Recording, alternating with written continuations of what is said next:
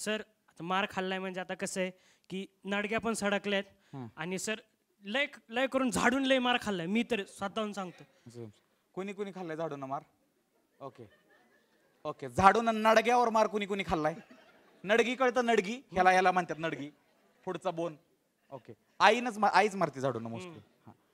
तुम्हाला कसं मारलं? अरे उचलून फेकत होता आम्हाला तर.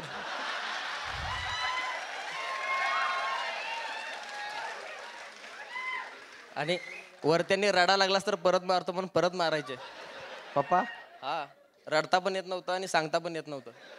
कुठं सुजलंय कुठं वासरलंय कळत नसेल. तो भागच नव्हता सुजलं बिजलं. रडायचं पहिला बंद करायचं आणि दुखत तर असायचं त्यामुळे काही करता येत नसायचं. अजून लय काय काय, पण जाऊ दे, बाकीच्यांना पण संधी मिळाली पाहिजे, नाहीतर मिळणार नाही. आता मला सांग, तुझं आहे का एवढं मोठं दुःख? मी एकच सांगतो, त्यांच्यात मी एक समदुःखी आहे. सर आमचं मास्तर पण लय मारायचं. असंच आमचं मास्तर पण ना असं हातावर नाही मारणार, असं फाळ्याकडे उभारणार, असं हात लाव म्हणणार, माग सडकणार.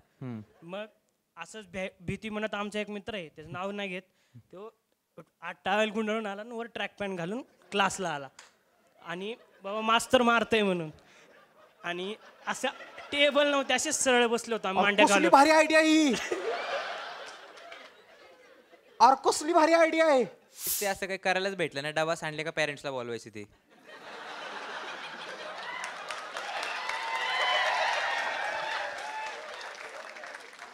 आमच्या शाळेत आम्ही हागलो म्हटलं तरी बाबा याची साफ करायची. नाही रे, त्या बोलणार नाही. तो बोलेल का? नाही बोलत आहे. अजून कुठे कुठे लहान मुलं आहेत? इथं एक आहे, इथं एक आहे. तू बोलशील का? नको. कितवीत आहे तू? बोलला की.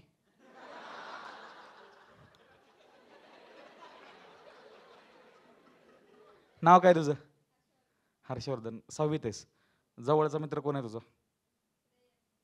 श्रेयस. हा, श्रेयस. श्रेयस ना? हा, का आवडतो श्रेयस तुला? म्हणजे काय असं दोस्ती काय तुमची? माझ्या बसमध्ये येतो. बसमध्ये? सेम स्कूलला आहे तुम्ही? हो. आणि सेम वर्गात आहे? हो. श्रेयस सोबत तुम्ही म्हणजे एकत्र काय मज्जा मस्ती करता? आम्ही एकत्र बसतो.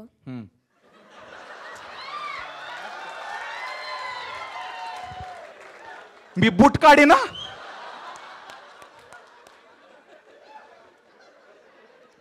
हा, अजून डबा खायला?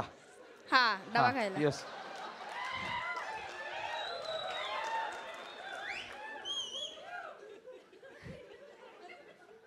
पापी दुनिया आहे, सोड. तू बोल. अजून आम्ही खूप मजा मस्ती करतो.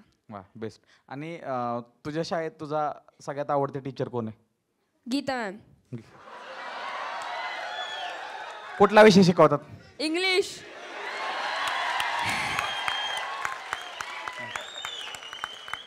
गीता मॅम कधी मारतात का? नाही. रागवतात का? नाही. होमवर्क जास्त देतात का? नाही. इंग्लिशमुळे नाही, ह्या गोष्टींमुळे गीता मॅम तुम्ही. मॅथ्सला कोण आहेत? प्राजक्ता मॅम. मारतात का? हा. अभ्यास देतात का? हो. चेक करतात का? होया. हा. म्हणून ते आवडत नाही. मॅम मध्ये फॉल्ट नाही, शिकवण्याच्या टेक्निक मध्ये फॉल्ट आहे, लक्षात घ्या. ठीक आहे. बर, तुला काय बनायचं आयुष्यात पुढे जाऊन? मला आर्मी बनायचे. आर्मीवर जायचं? वा, मस्त. का जायचंय आर्मी मध्ये? मला आवडतं. आवडतं?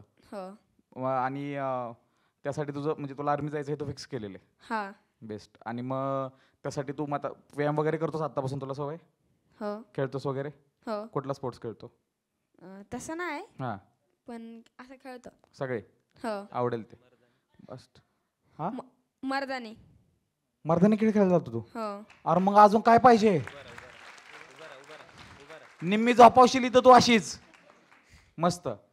बर, तुझं मूळ गाव कोणतं? पुणे. पुणे प्रॉपर. ओके, ठीक आहे. आता हे सगळे इथं बसलेत, त्यांची शाळा झालेली आहे, शाळेबद्दल बोलतात. आता तू एकटा शाळेत आहे, त्यामुळे ते सगळे ऑलरेडी तुझ्यावर जळतात की तू तुझ्या आयुष्यातला सगळ्यात भारी पिरियड जगतोय. हो. बरोबर. आता फक्त सगळ्यांना शाळेची आठवण येते. तर तुला तुझ्या शाळेबद्दल सगळ्यात जास्त काय आवडतं सांग? आमच्या शाळेचा युनिफॉर्म. युनिफॉर्म आवडतो तुला? हो. तू आर्मी मॅन होणार 100%. हो. तू सटल उत्तर दे. Thank you so much. Thank you. Okay, घ्या. त्यांना लय येस त्यांच्याकडे. आहे हा.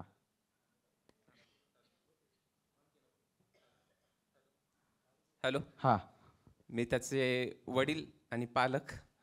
ऍक्च्युली आम्ही दोघं पण त्याला घेऊन आलो इथं. वा मस्त. सूरज त्याचा मामा. बर. मस्त.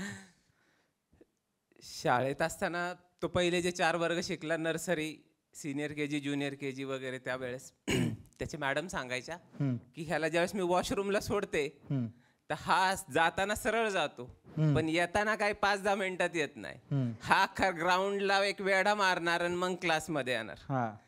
तर त्याचं त्यावेळेस काय थिंकिंग होतं मला माहित नाही, पण आजही तो स्पोर्ट्स म्हणलं की पुढे असतो. वा. याच कारणाकरता मी त्याला खेळाच्या ह्याच्याकरता 1-2 खेळ त्याच्या मनाने खेळू दिले. तो खेळतोय, पण जेव्हा त्याला असं वाटलं की नाही बाबा आता मी वडिलांसोबत मी ढोल वाजवणार, म्हणजे 2014 ते 2020 पर्यंत 21 पर्यंत मी स्वतः ढोल वादक होतो. 22-23ला घरातला काही छोटस बिझनेस पार्ट असल्यामुळं मला काही जाता नाही यायचं. 2023ला त्यांनी अख्खं ढोल पथक गाजवलं.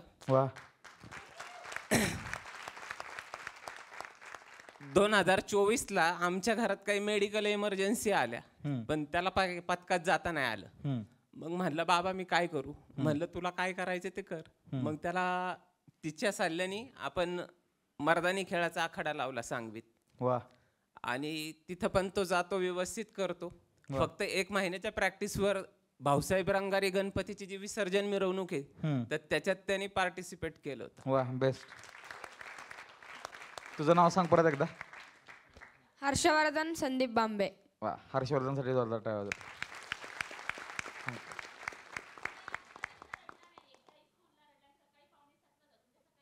तू शाळेला जायची वेळ रडत बिडत नाही, तू स्वतःहून उठतो. नाही, मम्मी उठवते. मम्मी उठवते, पण तू रडत नाही, मला जायचं वगैरे नाही असं म्हणत नाही. नाही. तू ऑलरेडी डिसिप्लिन मध्ये 100% जाणार तू आर्मीत. हो. मी असं बघायचो आमच्या उठवायला आलो की पोटात दुखतंय, हे दुखतंय, ते दुखतंय. डेंजर आहे. भारत सेफ हातांमध्ये. बेस्ट. येस, शाळेत खूप वेळ राहिलेला आहे, आता थोडा वेगळा आहे. लग्न झालेले कोण हात वर करा. काय ॲडवाइस द्याल बाकीच्या लोकांना?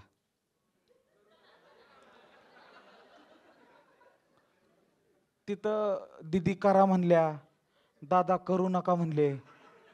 नक्की काय काय केलं पाहिजे? केलंच पाहिजे.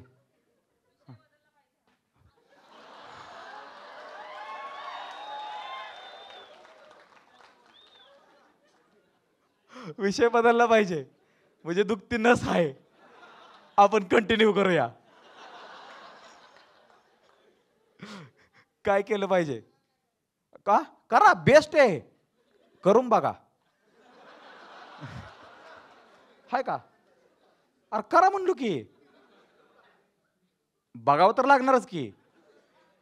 आता लग्न झालं की आयुष्यभर आता निवांत. अरे करू दे की, मग कळेल की त्यांना. दमकी झाली तुम्हाला कळानाच. आपण एक जाऊ दे, सोडा. नाही, खड्डा नाही बाबा, एवढं नसतंय, असं काय नसतंय. It's up to the person. But ही खूप असं काय नाही. घर पप्पाच्या नाव आहे. मला भीती पप्पाची आहे की मी इथं काय चुकीचं बोललं तर पप्पा घरात घ्यायचा नाही. ही तुम्हाला माहिती आहे, बापाची भीतीला वयाची मर्यादा. लहानपणी काय केलं तरी बापाची भीती वाटायची.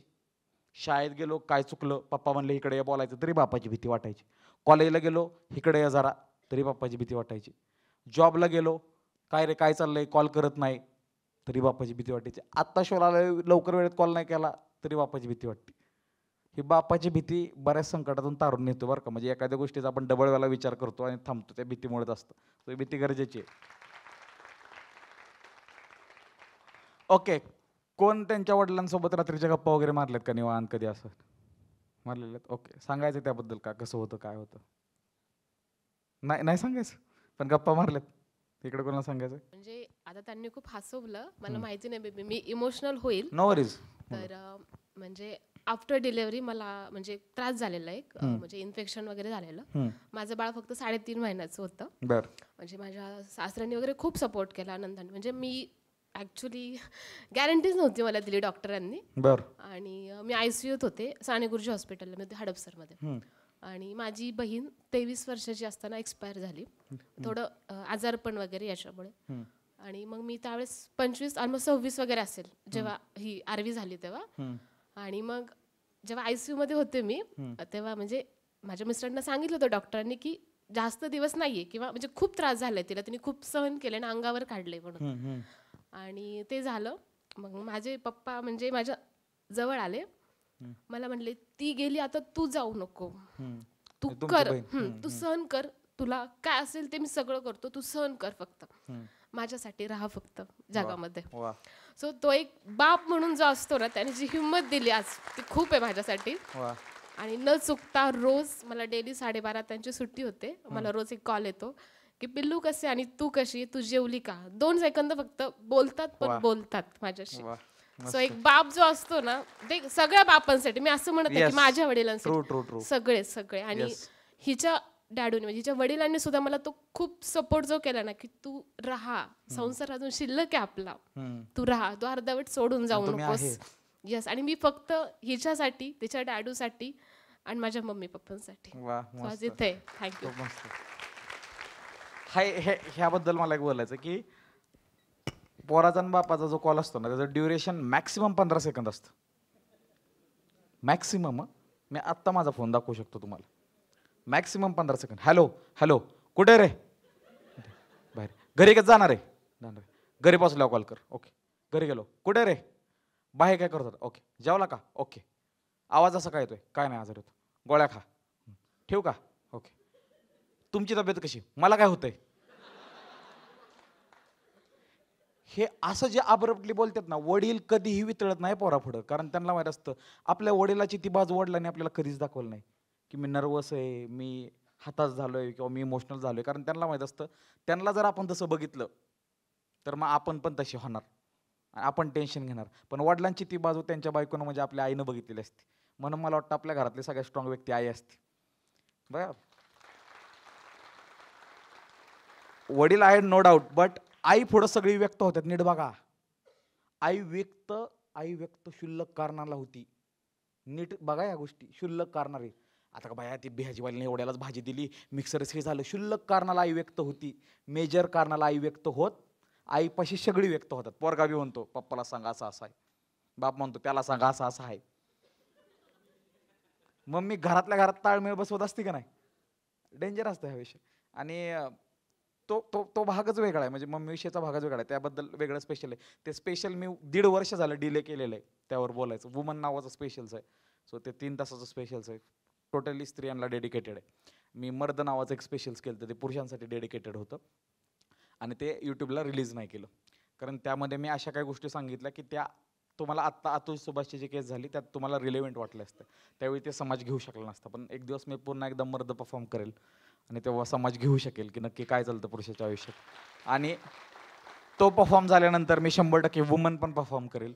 सो वुमनहूड जे काय जे मी जवळून बघितले ते पण 100% मे बी ह्याच वर्षी होईल ते पुण्यामध्ये. आणि ती खूप भारी बाजू आहे. बहीण, तुमची मैत्रीण असो, इवन तुमची कलिग असो, सो ती खूप भारी बाजू आहे. खूप खूप धन्यवाद तुम्ही एक्सप्रेस झाल्याबद्दल. येस, अजून कोणाला असं जर सांगायचं? Yes yes yes yes. Hello, हां नमस्कार. आपण प्रत्येकजण आता इथं प्रत्येक वडिलांबद्दल बोललो, बट माझा एक अनुभव असा आहे की तुमचा मी एक व्हिडिओ बघितला होता युट्यूबवर की वडिलांना एकदा घट्ट मिठी मारा, की ती सगळ्याच म्हणजे ती फिलिंग खूप वेगळी असते. तर असं एक सीन झाला घरामध्ये की असं झालं वातावरण आणि वडिलांना एक असं वडील पण आणि मी पण असं एक घट्ट मिठी मारली एक कारणावरनं. त्यानंतर असं जे रिअलायझेशन झालं की एक 12वी नंतर मुलं असं मॅच्युअर होत जातो की त्याला कळत जातं प्रत्येक गोष्ट, कारण की कसं चालते. आपण वडिलांना म्हणतो, वडिलांना बारीकपणापासून आपल्याला भीती असते, आदरपूर्वक की एक भीती ती तोपर्यंत होती. बट ज्यावेळेस वडिलांना घट्ट मिठी मारली आणि त्यानंतर जो अनुभव आला, नंतर जो वडील म्हणून जो कळायला लागले ती खूप वेगळं होतं की आपण प्रत्येक आपल्या वडिलांना म्हणतो की वडील आपला म्हणजे रागावतात वगैरे प्रत्येक गोष्टी करतात. बट नंतरनं जे वडील कळायला लागले आणि नंतरनं बहिणीचं लग्न वगैरे झालं. मी माझ्या बहिणीच्या लग्नात माझ्या वडिलांना पहिल्यांदा रडताना बघितलं होतं. ते त्यांच्या डोळ्यात पाणी आलं होतं ते. तर त्यानंतरनं पुरुष कळायला लागला आणि वडील आतनं कळायला लागले. आज पण आपण कुठं पण बाहेर वगैरे गेलो वडिलांचा फोन येतो. आधी फोन यायचे नाही काय नाही, पण वडील वडिला एक्सप्रेस करत नाहीत लवकर. सो ते हळूहळू एक्सप्रेस व्हायला लागले वडील माझ्यासोबत. आणि आज असं बॉन्डिंग आहे की मतलब मी काही सांगू शकतो वडिलांना एवढ्या पडचं. बट 12वी पर्यंत मी वडिलांसोबत, वडील एका रूममध्ये, मी गावाला होतो, वडील पप्पा मुंबई पुण्याला असतात कामाला. तर असं होतं की वडील एका रूममध्ये, मी एका रूममध्ये, असं हे होतं. पण नंतर जसं बॉन्डिंग वाढत गेलं तसं जे वडिलांना समजत गेलो आणि आज वडील आणि माझं इंटरॅक्शन खूप आहे. ते तुमच्या व्हिडिओमुळे की मी वडिलांना जी घट्ट मिठी मारली ना, ते मला अजूनही तो अनुभव आठवतोय की काय करायचं ते यांच्यासाठी बस, याच्या पुढे काय नाही. बेस्ट. आणि हे मी खरं सांगू, बाप घर सोडल्यावरच कळतो. हे डायरेक्टली सांगतो, घरी राहून बाप नाही कळत, कारण तो सगळं घरी आणून देत असतो. वही पाहिजे आणून दिली, मोबाईल पाहिजे आणून दिला, रिचार्ज पाहिजे आणून दिला, सगळं. आपण स्वतः जेव्हा बाहेर जातो तेव्हा कळतं आता आणून देणारं कोण. त्यांनी सगळी सोय लावली, पण आता विचारणारं कोण. सो खतरनाक, भारी. आणि कुणी कुणी मिठी मारलेली आहे वडिलांनी मिठी मारलेली. वा वा वा, मस्त मस्त. किती लोकांची इच्छा आहे मिठी मारायची. काय थांबवतंय तुम्हाला? खरं खरं सांगा. भीती वाटते? हा, हिम्मत होत नाही. काय वाटतं काय होईल जर तू हिम्मत केली तर? ऑकवर्ड होईल दोघं पण, आणि ते नको आहे तुम्हाला. ठीक आहे, मी सांगतो काय होतं, कारण मी प्रयत्न केला ह्या गोष्टीचा आणि माझा सक्सेस रेट शेवटीच्या 10व्या अटेम्प्टलाच आलता. मी 9 वेळा पप्पांना मिठी मारायचा प्रयत्न केला होता, पण मी खूप आउटकम्स त्याचे बघितले. जसं नाही का डॉक्टर स्ट्रेजनं आउटकम्स बघितले आणि एकच आउटकम होता ज्यात सक्सेस होणार होतं, तसं माझं होतं. सो माझा बड्डे होता आणि आदल्या रात्री मी ठरवलेलं की उद्या बाबा पप्पाला सकाळी पप्पा हॅपी बड्डे म्हणणार, हातात हात घेणार. बापाचा हात बघेल ना कसा कडक असतो एकदम, माहिती ना. सो मला ते लय भारी वाटायचं, पप्पा शेकंड करायचं बड्डे दिवशीच एकदाच. आणि गाडीवर पण बसलो तर मी अर्धा फूट अंतर ठेवून असं मागत राहायचो पप्पाला, कारण चुकून लागलं बिगलं काय तर. मग सेकंड केला पप्पाने. त्याच्या आदल्या रात्री मी उशी घेतली एक. म्हणलं आता पप्पाला मिठी कशी मारायची आपण, की पप्पा असा येईल नाही का, आणि मग मी थांबवीन आणि मी असा म्हणीन. पण पप्पा म्हणते ही वेगळंच काय, हे ना असं का अडवलंय का. आधी आपण जाऊन अप्रोच करायचं पप्पांना की पप्पा मला तुम्हाला मिठी मारायची, मी मिठी मारू का. तर पप्पा परत म्हणा ही वेगळंच काय काढलं आता, किंवा पप्पा एवढ्या गडबडीत असतो, जाऊ दे संध्याकाळी बघू, दुकानात जाऊ दे. म्हणजे डिले खतरनाक करतील. तर मी बघितलं की काय कसं. सो मी ठरवलं, मी आता जिंजी लोकांना पण जवळनं बघितलं. सो मला एक नवीन कन्सेप्ट कळली की साईड हग म्हणून एक विषय असतो. साईड हग माहिती आहे तुम्हाला? असा हग करायचा असतो फक्त, असं की असं, म्हणजे असं फेस टू फेस नाही असं. सो मी म्हणलं चालतंय, ॲटलिस्ट खांद्यावर हात ठेवून असं करायचं. बर्थडे दिवशी उठलो बाहेर, पप्पा म्हणले भैया हॅपी बर्थडे आणि हे वर्ष तुला सुखा समाधानाचं जाऊ, एक्सेट्रा एक्सेट्रा एक्सेट्रा. मी म्हणलं तुम्ही हाय म्हणल्यावर जाणारच की. म्हणजे मी पहिला पंचला भारी लँड झाला माझा, की म्हणलं हा थोडं वितळलं आता फादर. आणि त्यानंतर मी म्हणलं असं केलं, मी कन्सेंट घेतला आणि मग त्यांना मिठी मारली. बरं मला असं केलं, हां चला दुकानात जाऊ दे. गेले आणि मी जी बेकार रडलो, वा मी जी बेकार रडलो. आणि मला 2 महिन्यांना माझी मम्मी सांगते की तुला मिठी मारल्यावर, तू मिठी मारल्यावर पप्पा तुझा माझ्यापाशी रडलेला. वा म्हणजे, आणि मी एक कमेंट पण वाचलेली माझ्या त्या व्हिडिओवर की आपल्या पिढीला बापाला मिठी मारायची गरज नाही आहे, त्यांना हात लावायची गरज नाही आहे, आपल्या मनातले रिस्पेक्ट होती. मित्रा तू त्या लेवलच्या इमोशनला अजून पोहोचला नाही. लय गरज आहे मिठी मारायची, लय गरज आहे. आणि मी जवळून बघितलेले माझ्या अशा मित्रांचे किस्से आहेत ना, की मागच्या शोला तुम्ही बघितलं असेल की एक मुलगा पुढं आला यश म्हणून. त्यानं सांगितलं की त्याच्या आयुष्यात झालेली सगळ्यात भारी गोष्ट काय, की तो काम करायला लागला पुण्याला बाहेर आणि त्याच्या वडिलांनी ड्रिंक करणं सोडलं. त्याच्या आयुष्यातली सगळ्यात भारी गोष्ट ही. सो या छोट्या छोट्या गोष्टी असतात, आपल्यासाठी नॉर्मल वाटतं पण कोणासाठी तर ते खूप मोठं असू शकतं. येस, अजून कोणाला बोलायचं? हात बरेच लोकांनी वर केले ते इकडे आणि मग तिकडे. येस.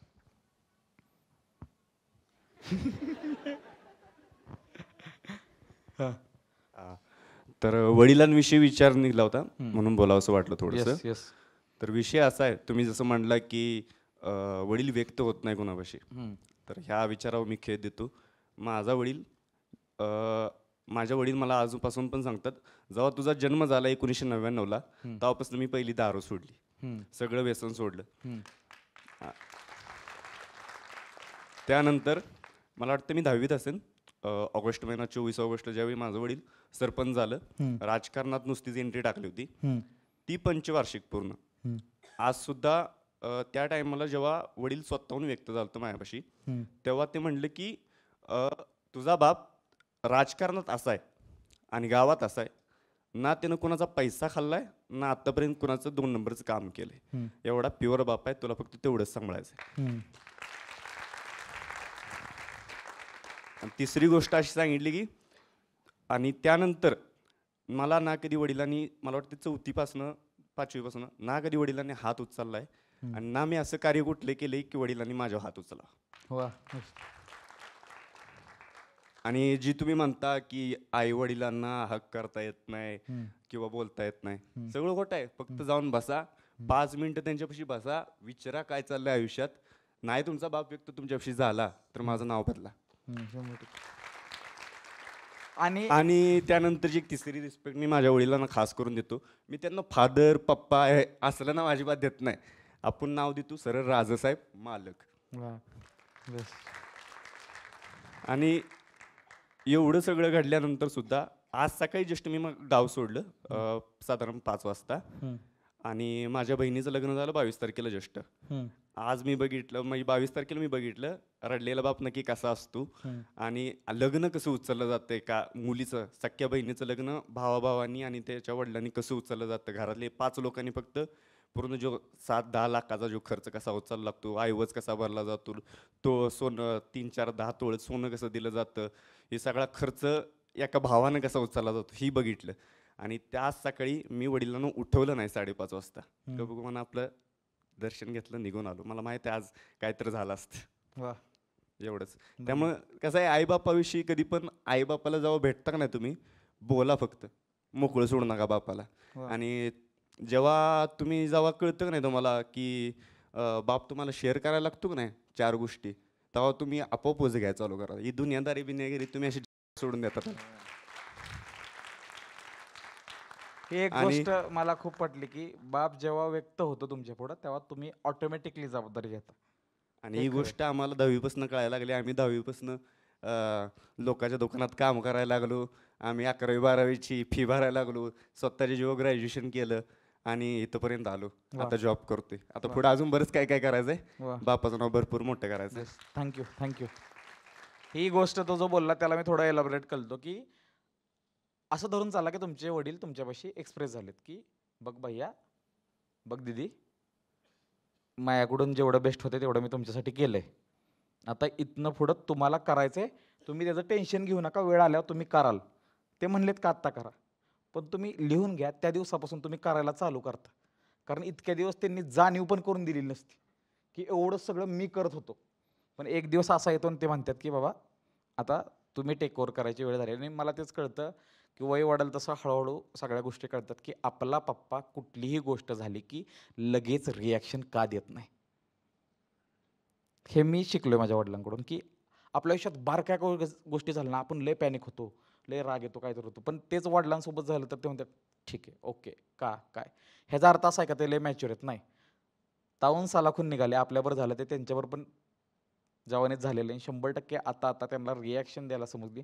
म्हणून मला असं वाटतं की जास्तीत जास्त आईवडिलांशी बोललं ना, आणि ऑनेस्ट असतं. म्हणजे आईवडिलापेक्षा बहीणभाऊ तर सगळ्यात खतरनाक ऑनेस्ट असतात की ते फिल्टर्स ठेवत नाहीत की असं आहे तर तसं आहे, तसं आहे तर तसं आहे. सो हे कम्युनिकेशन खूप गरजेचं आहे. आणि ह्या शोच्या माध्यमातून 6 वर्ष झालं मी हे सांगत होतो, तेच सांगतो की बाहेर व्यक्त होऊन तुम्हाला भारी वाटेल की बोलणं, बॉन्डिंग झालं. पण तुम्ही घरात बोलला तर ते सेफ पण राहील आणि बॉन्डिंग पण वाढेल. बाहेर किती सेफ राहील आय डोंट नो. ठीक आहे. येस. ओके, चला शेवटच्या टप्प्याकडे जाताना माझ्या पिटाऱ्यातले सगळ्यात इम्पॉर्टंट प्रश्न मी काढणार आहे पुढं. ठीक आहे. लास्ट टाइम कधी रडलेला? आता कोणच नाही येणार. हां, तिकडे एक आहेत, थांबा, तिथे एक आहेत, अजून तुम्ही दोघं स्टेजवर आलेले आहेत, ते सोडून कोण आहे? नवीन? इकडे दोघं आहेत, तिकडे आहेत. ओके, येऊ दे. इथे तुम्ही पण हातावर केलं? हां, एकदा सरांकडे दे. नमस्कार. नमस्कार. स्वतःचा व्यवसाय होता. हां. काही व्यवस्थित काही वर्ष चालले.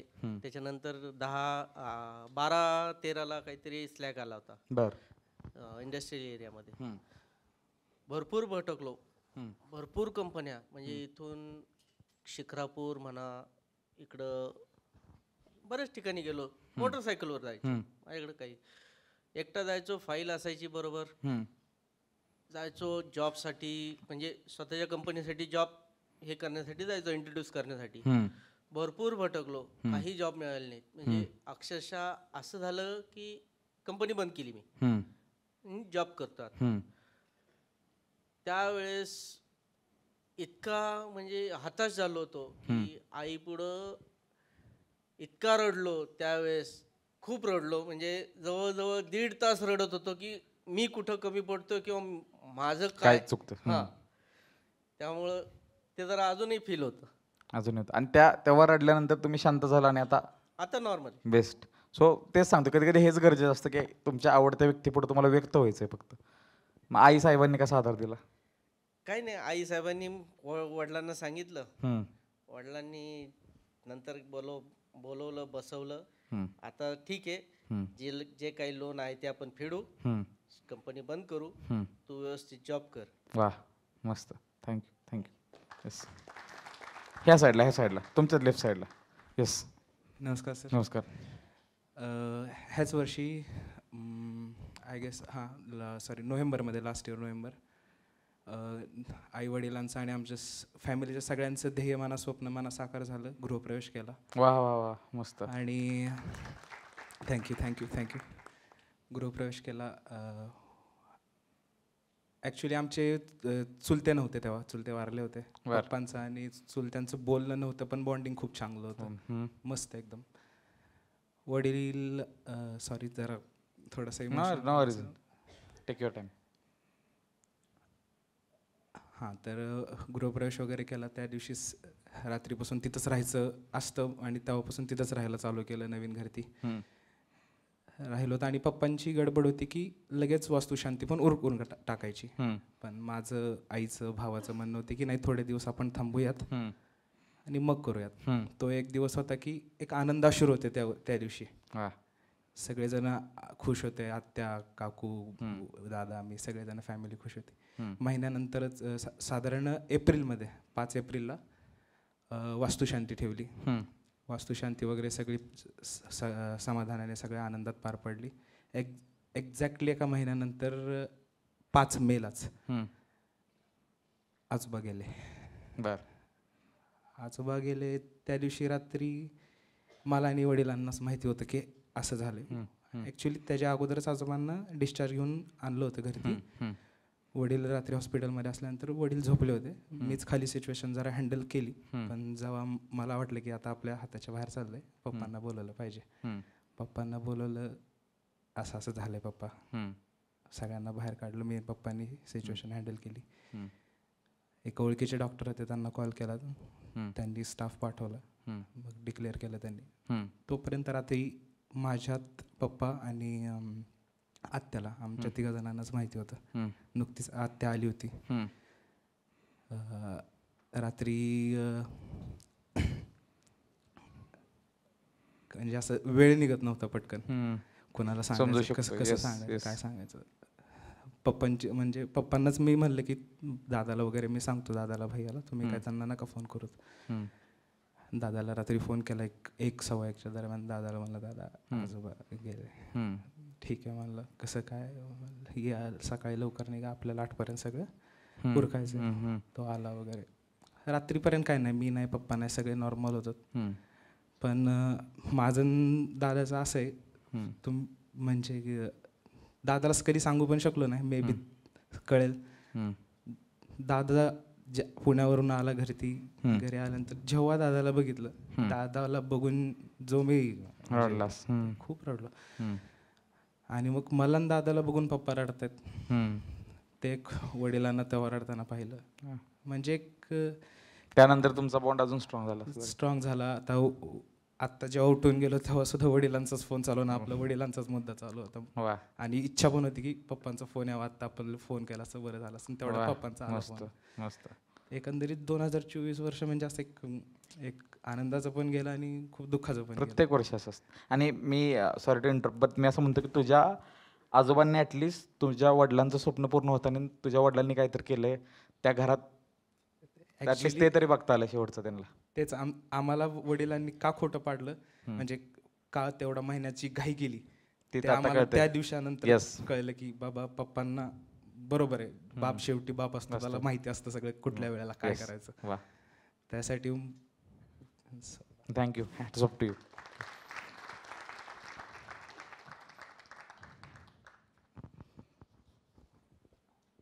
जसं तू दादा म्हटला नाही का, वडील व्यक्त होत नाहीत. आणि माझं पण, मी आजपर्यंत नव्हतं रडलं कधीच, म्हणजे लहानपणी जे रडलं असेल त्यावेळी, पण नंतर जेव्हा रडायची वेळ आली ते पण मी वडिलांच्या मांडीवरच रडलो शेवटचा, आत्ता म्हणजे मागच्या 1.5 वर्षापूर्वी.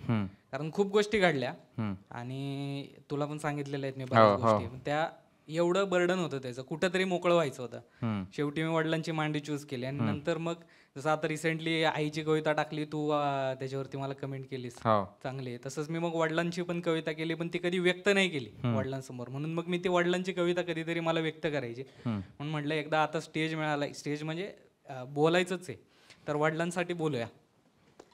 स्टेज मिळालाय, ये. कविता वगैरे करतो कोण आपल्या इथं अजून? वा, मस्त. सूरज भारी लिहितो, खूप भारी लिहितो. येस. वडिलांवरतीच आहे, म्हणजे जी माझी परिस्थिती होती त्या परिस्थितीवरती मी लिहिलेली आहे. ना त्रास मला कशाचा झाला, ना घास कधी कमी पडला, ना थकणारा ना थांबणारा, प्रत्येक संकटाशी एकटा नडला. वय झालं बापाचं तरी लेकांना म्हटला नाही जबाबदारीचा गाडा ढकला. कष्टाने कमावलेला वैभवाला लेकाच्या एकाच चुकीमुळे तो मुकला. बाप होतो शेवटी भावना स्वतःच्या नाही आवरू शकला. लेकाच्या चुकीवर ओरडला पण त्रास बघून लेकाचा एकट्यातच तो रडला. आत्मविश्वास हरवलेल्या लेकाला खरा गुण त्याने जाणला. नको करू काळजी मी घेईन बघून काय धीराने तो म्हणला. कसं होईल काय होईल हा विचार कधीच डोक्यात नाही आणला. लागेल ते करू म्हणत दिवस त्याने रात्रीपर्यंत ताणला. शाळेने अडाणी ठरवलेला आयुष्याच्या विद्यापीठात स्कॉलर ठरला. बघता जगता सहवासात त्याच्या माणूस माझ्यातला मात्र बाप घडला. वा. आणि the best part of it is की तो मेसेज त्यानं त्याच्या वडिलांना व्हॉट्सअपवर पाठवलाय, तो वाचून दाखवत आता, आणि खाली हॅपी बर्थडे पप्पा लिहिले. आणि ऍक्च्युली रीड केलं फक्त. हा, रीड रिप्लाय नाही, रिॲक्ट नाही. कळलं नाही. बाप अवघड आहे, संबंध खूप अवघड आहे. खूप खूप धन्यवाद, खूप खूप धन्यवाद. Okay, yes. आता मी फनीकडे जाणार आहे परत एकदा. मी लय रडन आज. फनी. ओके, आपण लास्टून दुसरा किस्सा तुमचा घेऊया, ठीक आहे? ओके. आता मला काय तर डेंजर पाहिजे गोष्ट. डेंजर पण लय डेंजर नको, मापात डेंजर. ओके, हा. येस. कशा रिलेटेड सांगचाल? लहानपणी केलेलं माप असतंय. बोला ना. हा. काय नाही, तर घरी गणपती बसले होते आणि माझं वय असेल एक 7-8 वगैरे 9. आणि मला सांगितलं होतं की पेढे आणायचे आहेत मला. आणि मी गेलो मिठाईच्या दुकानात, पाव किलो पेढे घेतले असतील, एक 12-13 वगैरे. आणि यायला निघालो त्यावेळेला मी असंच येता येता ठरवलं की आता आहेत 13-14 पेढे आपल्याकडं आणि वडिलांना डायबिटीस आहे आणि ते तसंही खात नाहीत, म्हणजे ते तसाही त्यांचा पेढा माझ्याकडेच येणार आहे. तर आणि आत्ता माझ्या जिभेला आणि पोटाला गरज आहे त्या पेढ्याची, तर मी तो पेढा आत्ता खाऊन घेतो असं मी ठरवलं. आणि तो पेढा मी खाल्ला. त्याच्यानंतर मग असं झालं की नंतर मी असंच जात होतो. आजोबांना पण डायबिटीज आहे आणि दोन्ही आजोबांना डायबिटीज आहेत. त्यामुळं दोघांचे पण पेढे माझ्याकडेच येणार आहेत वा. त्यामुळं मग ते 2 पेढे पण गेले. आजी तसा तिचा अर्धा पेढा मलाच देत असते, तोही गेला. त्याच्यानंतर मग घरातल्या अशाच 3-4 जणांना की ज्यांना गोड खायला आवडत नाही त्यांचेही पेढे गेले. नंतर मग मी घरी पोचलो आणि आईच्या हातात तो पेढ्याचा बॉक्स दिला. पेढ्याचा बॉक्स तिने उघडला.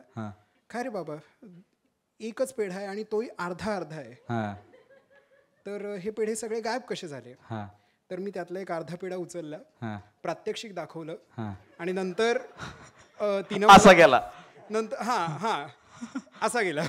आणि नंतर मग तिनं मला एकही काम सांगितलं नाही त्या म्हणजे असलं काहीतरी की काहीतरी. तुम्ही आमच्या सातारले, आम्ही तुम्हाला गच्चून कंदी पेढे खायला घालू. आज वाढदिवस आहे तुमचा, वाढदिवस आहे. Happy birthday to you. Thank you so much. Thank you.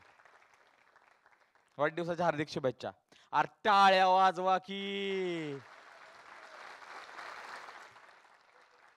ठीक आहे, मस्त. तुम्ही या कधी सातारला किंवा आम्ही घेऊन येऊ पेढे 100%. अजून आंदोलन कुठे? द्या. कशाबद्दल होतं आंदोलन? हॅलो. ते ऍक्च्युली ते हुशार मुलगा नसतो का, तो सरांना सांगतो की असं चाललंय. नाही म्हणजे तास संपला तरी सांगतो काल अभ्यास सांगितला होता. ती दुश्मन असते भयानक, आणि तो सापडला होता. त्याच्यामुळे मग म्हणजे काय विषय झालता की म्हणजे नवीनच रुटीन नुसार बसवतात ना, ती नवीन रुटीन पाडलं होतं आणि तो माझ्या मागे बसायला होता. तर मग एक दिवस सुट्टी आली. तर मग माझं म्हणणं, आणि त्या दिवशी म्हणजे ज्या दिवशी सुट्टी होती त्या दिवशी मी 1 नंबर बसणार होतो. तर तो म्हणला आता तू सुट्टी गेली, तू 2 नंबरच्या बेंचवर बसायचं. मग मी म्हणलं तसं कसं काय, बरोबर नाही, म्हणजे सुट्टी आली म्हणजे मी 1 नंबर बसायला पाहिजे होतं ना. म्हणजे असं बसवत जायचे. मग सुट्टी आली म्हणलं मी पुढच्या दिवशी मी 1 नंबर पाहिजे होतो. आणि तो काय हीच करा, आणि तो फुल कॉन्फिडन्स मध्ये होता की सर मला काय म्हणणार नाही, म्हणजे नाही की ती जरा आथरो बिथरो टाईपची पोर. तुम्ही सोबर पांढरा रुमाल असणारे, सात्विक. त्या फुल त्याचे वडील दोन्ही आई वडील डॉक्टर होते, म्हणजे समजून घ्या तो एकदमच फुल कॉन्फिडन्स मध्ये की. आणि मी असं होतो की वर्गात म्हणजे असा एकदा विषय झाला की मी शाळेतच गेलो नव्हतो, मॅटर मध्ये माझं नाव होतं. बिल तुमच्यावर फाटलं म्हणजे शाळेत न जाता तूच केलंय म्हणली? मलाच म्हणले. कळलं, तुझा ओरा कळला मला. तर मग सीन काय झाला सर, मग मी ती प्रार्थनेच्या आधीचा विषय झाला हो. मग प्रार्थनेला आमची प्रार्थना शाळेतच व्हायची, पावसाळ्याचे दिवस होते त्यामुळे. मग मी काय केलं, बेंचच्या पुढे दप्तर खाली टाकलं आणि खाली बसलो डायरेक्ट. म्हणजे पहिल्या फरशी बी नव्हती, कोबाच होता, कोब्यावर. मग ती विषय आज झाला की सर आले शाळेत, आणि ते सरचा किस्सा असा होता की सरचे प्रायव्हेट क्लास होते आणि मी सरचा क्लास सोडून 1.5 किलोमीटर दुसऱ्या लांब शाळेत जायचो, त्यामुळे ती सर आधीच माझ्या होता आपल्याला असायचं. तर सर म्हणले, सरांना बी कळा ना आता काय करावं, कारण मी त्याला मारलं बिरलं तर काय नव्हतं, नाही मारायचं बिरायचं मी, पण मारलं बिरलं काय नव्हतं, मी जरा शांततेत घेतलं होतं.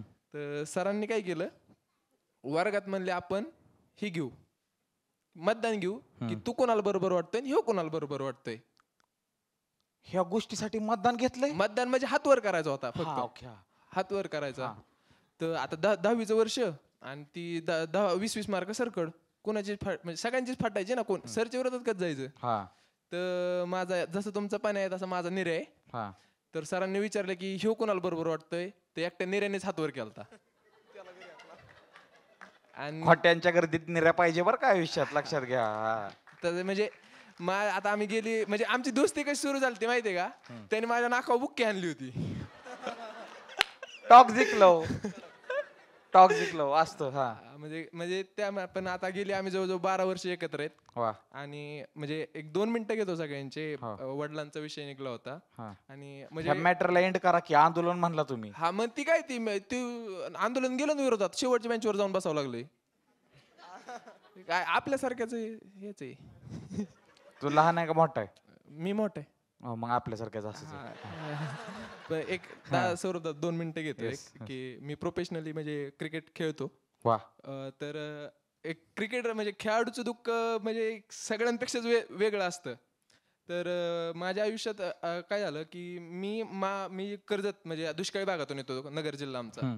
तर तिथं कुठलीच फॅसिलिटी नव्हती. म्हणजे एक माझ्या क्रिकेटची सुरुवात आज झाली. मी आधी बॅट्समन होतो. माझ्या पप्पांनी सांगितलं, म्हणजे माझे पप्पा आर्मीत आहेत. तर पप्पा आले ते 2 महिन्यात आणि मी ठरवलं होतं की मला म्हणजे हे करायचंय. वयाच्या 14व्या वर्षी मी ठरवलं होतं की.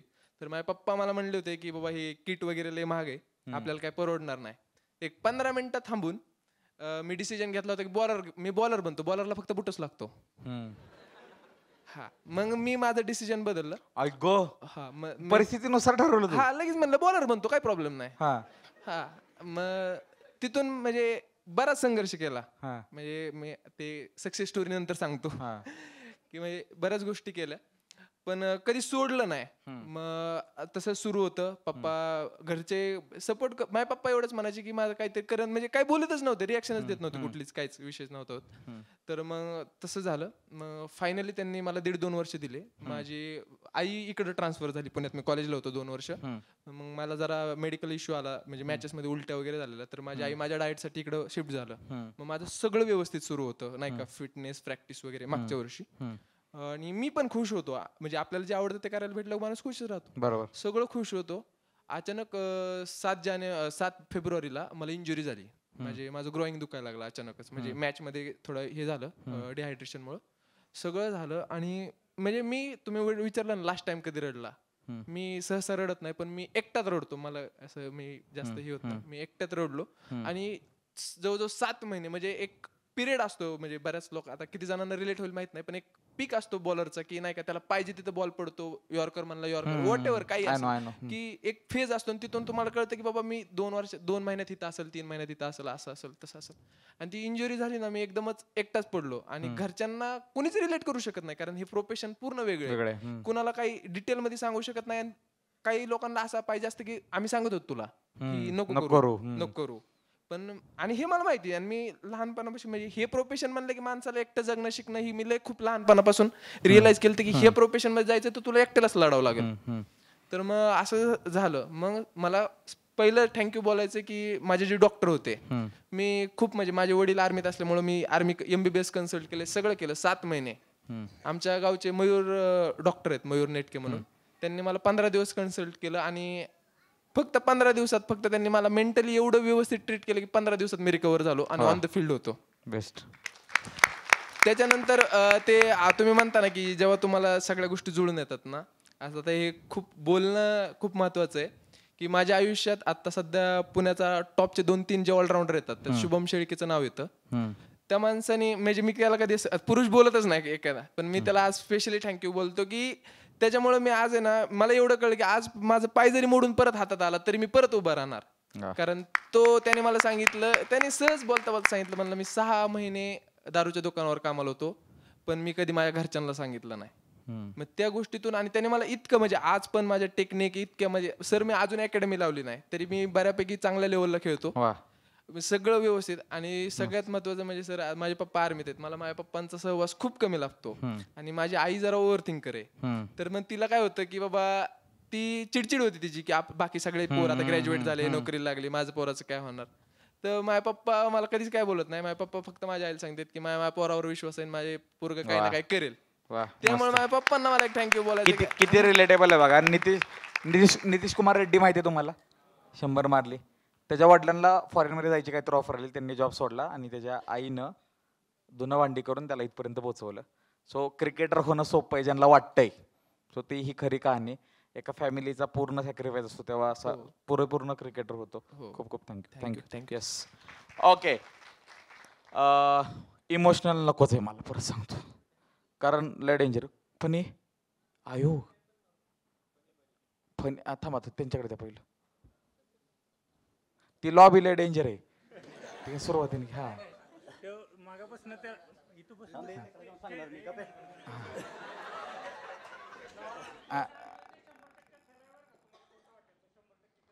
खोटं वाटणार आहे असं आहे म्हणजे डेंजर आहे. नमस्कार, मी धनंजय जाधव, मी यांच्याच गावचा आहे. म्हणजे आमच्या दोघांचा तालुका एकच येतो. गाव कुठलं? आर्वी. हा. थोडंसं दडदड वाढलेली आहे. हा, नाही काय नाही, मी माझ्यावर बोला, काय विषय नाही. लहानपणापासून म्हणजे माझा सकाळी उठल्यावर एकच जॉब असायचा. गुरं घेऊन जायचं. गुरं मसरं घेऊन जायचं आपल्या सातारी भाषेत. मग रोजचं तेच माझं ठरलेलं काम असायचं. आणि ठरलेलं काम असायचं आपलं. एक दिवस असं आलं, गुरं घेऊन निघालो, आपलं चारा निघालो. एक संडे होता, निघालो चारा निघालो. आणि वडिलांनी काय केलं, एक 2-3 दिवस अगोदर म्हशी शेपटे भाजारली होती. भाजारली तुम्हाला माहिती आहे ना? शेविंग केलं. In short shaving, wax. पुण्याच्या भाषेत वॅक्स केलं होतं. मग 2-3 दिवस केल्यामुळे थोडं एवढी केस वाढली होती म्हशीची शेपटीची. आणि दोन्ही सोबत म्हशी चालल्या होत्या, उन्हाळा पण अंगात. मग मी काय केलं, त्या दोन्ही म्हशींची शेपटीला एकामेकाला बांधली. आणि काय झालं, याच्या अगोदर मी बऱ्याच वेळा मग ती गोट्यात केलं होतं. एकामेकीला बांधायची आणि आपल्या मनात सुटून जायचे. त्यावेळी केस वाढलेली असायची. आता थोडेसे तेलकट केस असतात, त्यामुळे ते निघून जायचं. एक दिवस असं झालं की दोन्ही सोबत म्हशी चालले, त्या डोक्यात काहीतरी आदरंगी विचार. दोन्हीची सोबत केस बांधली, म्हणजे सॉरी शेपूट बांधली. आणि ती झाली टाईट. आता करायचं काय, आता निघालोय आणि कळलं झाले काय करायचं. हे गोट्यात झालं? गोट्यात नाही, रानात घेऊन निघालो सोबत. कारण कोणच नाही, मागं बघतो कोण नाही, पुढं पण बघतो कोण नाही. तर करायचं तर काय. मग शेवटी माझ्यासोबत एक म्हणजे मागच्या गावातला एक म्हणजे थोडंसं डोक्यापर्यंत आलाच माणूस होता. तो घेऊन आता शेळी निघाला घेऊन. मी त्याला म्हणलं दोरी दे, असं केलं त्याने मला. आणि तो गेला निघून. आता करू काय, मी काय केलं, गळ्यात होता एवढा टावेल. तो दोन्ही म्हशींची तोंड एकामेकीला बांधली. ते म्हशी काय करायच्या, मग मागणं असे वाढायचे एकामेकीला. आता करू काय, आता डोळ्यातनं पाणी यायला लागलं. घरी मला त्या मच्छरांचं काय होईल त्याची मला भीती नाही. घरी गेलो मार किस्ता, घरी गेलो म्हातारा किस्त मारेल ह्याची पहिली भीती. आता करू काय आईच्या गावात म्हणलं आता ही टेन्शन मोठं. घरी गेलो, सातारा नॉर्मल आहे आमच्यासाठी. आईला घरी गेलो तर गुरागच मार आहे. पहिल्यांदा बापाची भीती, आता किस्ता मार पडते. आणि गावात गेलो काय होईल ती वेगळी भीती. मग सगळं झालं. मग गावातून 2-4 बायका आल्या. मग त्यांनी आले काचोटा खाऊन बांधायला लागल्या. आल्या की तिसनी काय शेपूट सुटणं झालाय. मग तिने जाऊन सांगितलं पुढं. 4-5 गावातली माणसं आली, 4 गाड्या आल्या. ती मसरं एकमेकीला बांधली. शेपूट सोडवाय सांस एवढं टाईट झालं होतं, म्हणजे लिटरली त्यातनं थोडं ब्लिडिंग येत होतं. मग असं झालं. आणि मी बघतो की गंमत, मी असा बसलोय. 2 मिनिट दाखवतो.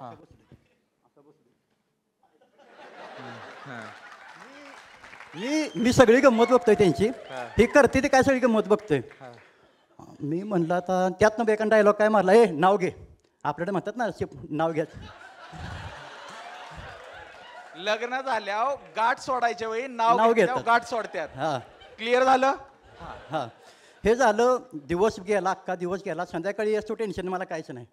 पण मी गावात पोहोचायचे तर सगळ्या गावात बातमी पसरलेली. आमच्या गावाला मोठी इशे. आता ते दोघं माझे क्लासमेट आहेत दोघं. त्यांना माहित आहे किस्सा. आता तो माझा किस्सा तो सांगणार होता, फक्त वाढवून सांगणार होता, म्हणून मी आलो. बरं केलं. आलो गावात आणि घरी बसलोय. तेव्हा काय 2 खोलीचं घर आपलं. वडील आले. कुठाय गाबड. आई म्हणली पोरका तिकडे बसला, त्याला काय बोल नका. आई म्हणली त्याला लय मारलाय मी. मला मारलं तर आईला काहीच नाही. आलं हुडाकलं कुठे ती बसले अंधारात. मी जाऊन कुठे गेलो नाही, काय नाही. मला म्हणते ते गाबड्याला इशीत पाठवू नको. मला तोंड दाखवायची जागा ठेवली नाही. मी नंतर म्हणलं थोड्या दिवसानं, आईला आपलीच मसरं, मी शिफ्टची गाठी मारली. मी काय ह्यात काय लाजायचे, तो आपलीच मसरं आहेत या. पण हे कुठं माहित आहे की त्या मसरांना किती त्रास झाला असं, आपल्याला किती मार पडणार ह्याची भीती मोठी. आपला किस्सा थोडा सुटली का नाही. गाठ सुटली की, पण मसरांना त्रास झाला ही गोष्ट मोठी. Thank you so much. आणि पुढचा किस्सा, त्यानंतर गेलो 11वीला. 11वीला गेलो. मस्तीमध्ये पोरांच्या बरोबर माझा मोडला पाय. पोरांच्या बरोबर मस्तीत पाय मोडला. मस्तीत म्हणजे काय. म्हणजे असं एकामेकाला पकडतो आपण, खाली पाडाकडे असं चाललेलं असतंच की. आणि माझा पाय मोडला. झालं, दवाखान्यात गेलो. तिथं आले वडील, सगळं झालं. होते मायपाशी बसले. आता पैशाचे प्रॉब्लेम. वडिलांनी काय केलं, त्यासाठी म्हस विकली. ज्या म्हशी शेपटीची गाठ मारली तीच म्हस विकली. मला नंतर महिन्याभरानं सगळं बरं झालं. मला म्हणते ते गाबड्यानं म्हस खाल्ली.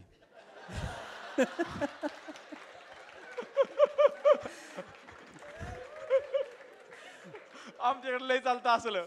म्हणजे हे असलं आमचं किस्सा. 12वी झाली. 12वी झाल्यानंतर इथं पुण्यात इंटरव्ह्यूला घरची परिस्थिती नव्हती शिकायची पुढं. आम्ही 3 तो 1, 2, 3 आम्ही आलो पुण्यात. कारण का बार पुण्यात आलो आम्ही, कारण ॲडमिशन घेतलं. परिस्थिती नसल्यावर ते ॲडमिशन कॅन्सल केलं. मग पुन्हा आलो 12वीत, मग कॉल सेंटरमध्ये काम करायचं. दुसरी मग नाही निसली? नाही नाही नाही नाही, तर ते नाही पुढं, कारण 4च म्हशी होत्या, विकणार किस्त्या. मग आपण गावातली पोरं इंटरव्ह्यू घेतोय आणि व्हॉट इज युअर नेम, मी सांगितलं माय नेम असं असं, आय हॅव कम्प्लीटेड 12वी. उठ बाहेर हो. पहिला बाहेर हो म्हणली तू. मी म्हणलं नंतर आयला अशी का म्हणते ही, म्हणजे अरे म्हणलं तू कुठं आलास तुला कळतंय का काय, म्हणजे आपलं इंग्लिश आपलं अशी इंग्लिशची बोंब मराठी मीडियमच्या शाळा शिकला पण आयुष्यात शिकलाय की आयुष्यात बऱ्याच गोष्टी शिकायला भेटल्या. आता मी IT इंजिनियर म्हणून काम करतो पुण्यात. IT इंजिनियर म्हणून काम करतो. वा, डॉईच बँकमध्ये आहे मी. वा, मस्त. हे माझा असा किस्सा होता. Thank you so much. Thank you. Okay, भारी वातावरणच लाईट केलं, मस्त लाव. माणसांनी तर्क लावला तिकडे, म्हणले दुसरी पण मी शिकली काय म्हणून. आहे का कोण अजून? फनी गाडीतलं पेट्रोल काढलं होतं सरांच्या. हा, अशी काय वेळ आली तुमच्यावर पेट्रोल सरांच्याच गाडीतलं काढलं? मेलिगो हार्ड झालता. हा, मेलिगो. मग का किस्सा मेलिगो हार्ड झालता. ओके. हा, किस्सा काय झाला की आम्ही म्हणजे ह्यांनी एकदा नाव घेतलं नवोदय विद्यालय, तेव्हा सांगणार होतो, पण तर नवोदयला होतो आम्ही, तर हॉस्टेलमध्ये सगळे, आणि आम्हाला पाण्याची टंचाई होती, तर होळी खेळायला परमिशन नव्हती. आम्ही पाणी वाया घालू वगैरे म्हणून. पण आम्ही रिटर्न आलो, म्हणजे स्टडी असते त्या स्टडीवरून रिटर्न आलो, बघितलं तर आमचे शिक्षक लोक होळी खेळत आहेत. ते आम्हाला बघवलं नाही. तुमच्याच पुढे खेळत होते? हा. मग आम्हाला बघवलं नाही, तर मग आम्ही पण सुरू झालो होळी खेळायला. आता त्यावेळेस आमच्याकडे ऐन टायमिंगला कलर नव्हते, तर आम्ही तिथं एकतर आदल्या दिवशी ती होळी जाळलेली त्याची राख होती, प्लस पुन्हा नंतर मग तिथं छोटंसं स्टोअर होतं, तर तिथं ते कपडे व्हाईट करण्यासाठी नीळ असते, तिथं जेवढ्या होते तेवढे सगळे घेऊन आलो. नीळ, अजून बूट पॉलिशची चेरी. बर, वंगन बिंगन काय राहिले? जे भेटेल त्यांनी होळी खेळलो. आणि अख्खं पूर्ण हॉस्टेल खराब, पूर्ण सगळं इतके बेकार. बॉईज हॉस्टेलला कोणाला कंट्रोल नाही, आणि नेमके त्यावेळेस प्रिन्सिपल नव्हते, आणि जे सिनियर मोस्ट होते त्यांच्याकडे चार्ज होता. त्यांनी बघितलं आमची होळी, त्यांनी जी बघितली त्यांनी काठी काढली, इतके मारले सगळे गाडीवर, म्हणजे अख्खा कॅम्पस होता ना, गाडीवर फिरायचे, जिथं जो भेटेल तिथं त्याला मारायचे बेकार. मला मारलं होतं तर हा हंगटा डबल झाला होता जवळपास, इतका सुजला होता काळण्या. मग ते एवढं मारलं त्यांनी. नंतर पुढे मग ते एवढं हे झालं, मग सगळ्यांना असं एवढं का मारायचं हे असं, त्याच्यामुळे मग हे झालं. नंतर मग पुढे एक 3 अटेम्प्ट झाले होते, पण तो पहिल्या अटेम्प्ट मध्ये गेले काहीतरी हवा काढाय बघितलं चाकाची, पण ते काही घेऊन गेल तर ते, म्हणजे माझा किस्सा नाही, मित्राचा आहे, कर्कडे घेऊन आलो, पण त्यांनी सक्सेस काय झालं नाही. नंतर सेकंड टाइम रात्री गेले, नळी जे आपली पेट्रोलची जुनी गाडी होती ती नळी काढायला ट्राय केलं, पण त्यावेळेस सक्सेस नाही झालं. नंतर परत तिसऱ्यांदा गेले, त्यावेळेस पूर्ण नळी निघली, पेट्रोल सगळं गेलं, जेवढं रिझर्वला असेल तेवढ्यापर्यंत गाडी बाहेर गेली, कॅम्पसच्या बाहेर गेली की बाहेर बंद पडली. रिटर्न आले, रिटर्न मग सर ढकलत आले होते, आणि ढकलताना तिथं गर्ल्स हॉस्टेल, जिथं एंट्री होती का गेटची तिथंच गर्ल्स हॉस्टेल होतं. गर्ल्स हॉस्टेल जिथे थोडं चढ होतं, तिथं जरा जास्त सरांना त्रास झाला किंवा ढकलायला प्रॉब्लेम झाला. मग सरांचं ते गर्ल्स हॉस्टेल समोरून हे त्यांना पण जरा खूप त्यांचा इगो हर्ट झाला जरा. आणि तुम्हाला हे रिव्हेंज भारी वाटला हा? नंतर मग पण रिव्हेंज आमच्यातलंच कोण काही समजलं नाही अजूनपर्यंत, आम्हाला समजलं नाही की कोणी दगाबाजी केली. म्हणजे पेट्रोल तो नव्हतं काढलं? नाही, मित्राचा किस्सा आहे. माहिती आहे तुला कोणी काढले? हो, आम्हाला सगळ्यांना माहित आहे, पण सरांना माहित नाही. सरांना माहित नव्हतं, पण सरांना जाऊन सांगितलं की यांनी असं केलंय. हा, मग हे आम्हाला अजूनपर्यंत भेटलं नाही की कोणी सांगितलंय. कोणी सांगितलं. नंतर मग दुसऱ्या दिवशी तूच तर नाही सांगितलं. नाही, तो पण त्यात होता त्यामुळे सांगितलं. तर मग दुसऱ्या दिवशी प्रिन्सिपल ते सर जवळपास सगळे आले, जे धो धुतलंय. नुसती हानलेली झालेत काय रे सगळी? नाही, रवी, खरं तर जुना महाराज लक्षात राहतो जास्त करून. हा येस, तू जे एक गोष्ट बोलला ना ती त्या गोष्टीवर मला बोलायचं की मेल इगो नाही का, एक टॉक्सिक वे नाही, वेगळ्या वेळेने सांगतो. मेल इगो एवढी फ्रॅजाईल गोष्ट आहे. तुम्ही त्याला फक्त म्हणा मी असतो तर ऐकून घेतलं,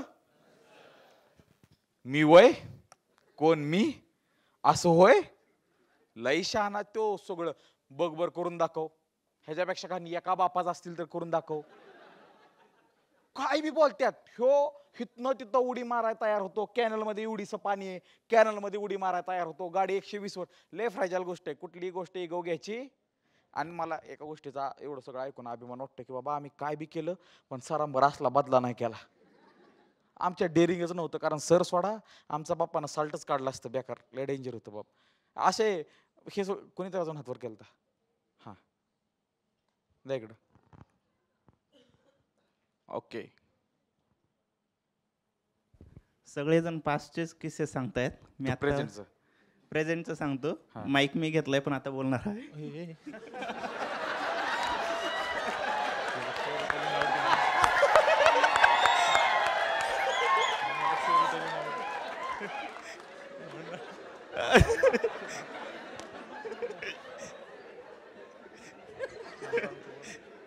बोला बोला.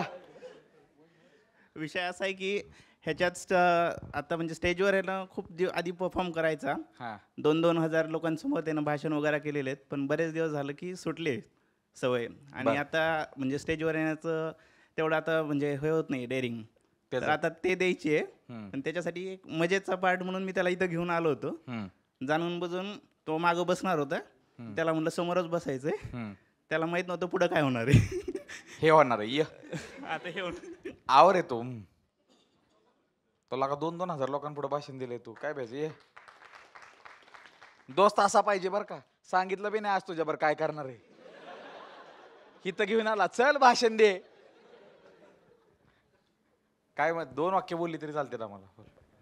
हॅलो नमस्कार. पाणी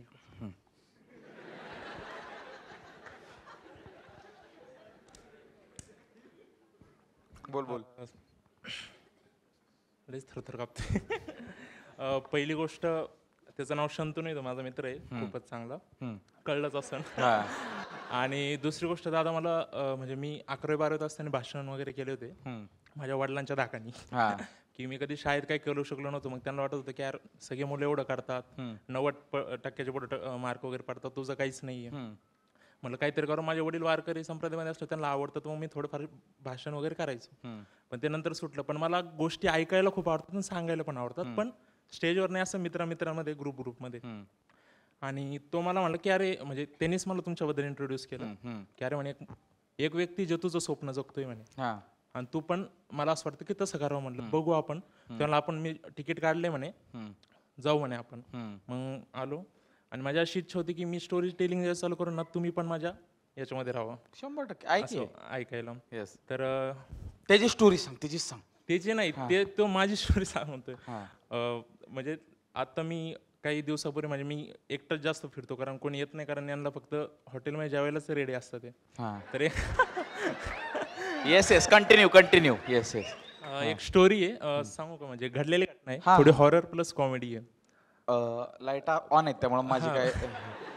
बोला. तर झालेलं काय की त्याच्या आधी सांगतो की मी माझ्या वडिलांना तुमचा व्हिडिओ दाखवला होता. वडिलांना म्हणलं की हा व्यक्ती असं यांनी मुलांना आणि बापांना एकमेकांना मिठ्या मारायला सांगितलं. वडील म्हणलं की बापन मुलाच्याच मारतायत का म्हणे. बरोबर.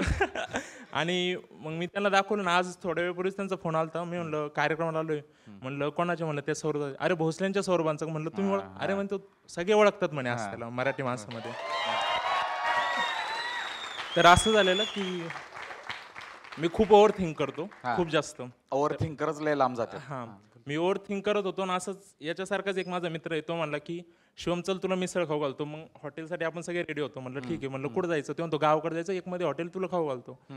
गेलो बसमध्ये बसलो. मला जेन्युइन त्याचं गाव नीट माहित नव्हतं. बसलो, त्यांनी म्हणजे आम्ही रत्नागिरीच्या गाडीत बसलो. म्हणलं रत्नागिरीला कोणती मिसळवे? ते म्हणलं नाही चल तू. मग त्याच्यासोबत गेलो. गणपतीचे दिवस होते. ते म्हणलं चल तुला गणपती दाखवतो. आणि कोकणातला गणपती खरंच खूप सुंदर असतो. सगळ्यात बेस्ट. झालं काय की तो त्याचं काहीतरी काम होतं. मी त्याच्या घरी गेलेलो, थांबलेलो आणि ते सगळे त्यांच्या आणि तिथली एक गोष्ट मला आवडली की सगळे कुठं काय असं ना सगळे गावाला येणार तिथले लोक गणपतीच्या वेळेस. आणि ते लहान चिल्ले पिल्ले आलेले. मी खूप बोर होत होतो आणि टीव्ही चालू झाला ते त्याच्यावर छोटा भीम चालू.